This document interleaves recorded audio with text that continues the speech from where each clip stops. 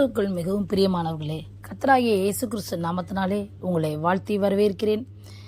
இன்றைக்கு இந்த காணொலியில் வேதாகமத்தில் உள்ள பெயர்களின் அர்த்தம் என்ன, அவர்களுடைய குணாதிசயம் என்ன, அதாவது கேரக்டர் என்ன என்பதை குறித்து பேசப்போகிறேன்.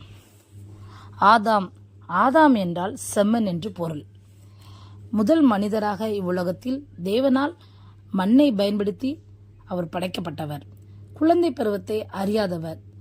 தாய் தந்தை, நண்பர்கள், உறவினர்கள் ஆகியோரின் பாசத்தை அனுபவிக்காதவர். ஆனால் தேவன் தாமே இவரோடு நேரடியாக பழகி இவருக்கு துணையாயிருந்தார்.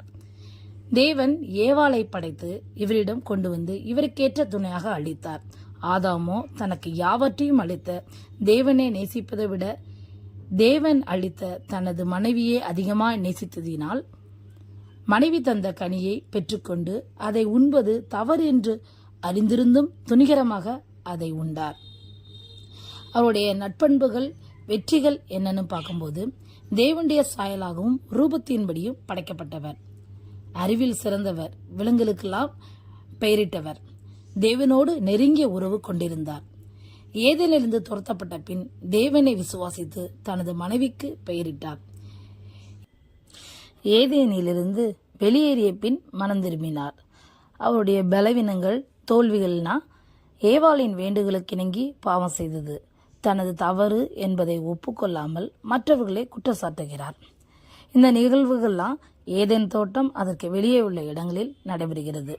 அவருக்கு ஏவாள் என்ற மனைவி மற்றும் காயின், ஆபேல், சேத் அநேக மகள்களும் உண்டு.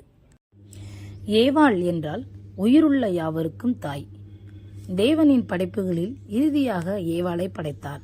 ஏவாள் உலகின் முதற்பெண், மனுக்குலத்தின் தாய். குழந்தை பருவம், தாய் தந்தை, உறவினர் இல்லாதவர். உருவாக்கப்பட்டவுடன் திருமணம் நடைபெற்றது. எளிதில் ஏமாந்து போனார். தேவன் தடை விதித்திருந்த கனியை உண்ண விரும்பினார். தன் கணவனையும் பாவம் செய்ய தூண்டினார்.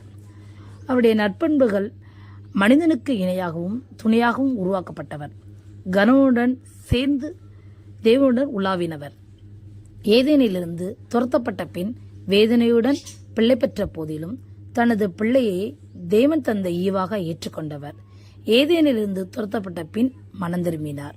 அவருடைய பலவீனங்கள் என்னன்னா, பாம்பின் சொற்களை நம்பியது, தேவனுடைய கட்டளையை மீறியது, தான் பாவம் செய்ததோடு நிற்காமல் ஆதாமையும் பாவம் செய்ய தூண்டியது, தனது தவறுகளை ஏற்றுக்கொள்ளாமல் பாம்பை பழித்தது.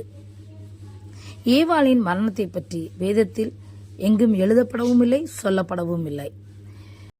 இதே போன்ற தகவல்களை அறிந்து கொள்ள இந்த சேனலை தொடர்ந்து பாருங்கள். இது உங்களுக்கு ஆவிக்குரிய வாழ்க்கைக்கு பிரயோஜனமாக இருக்கும்.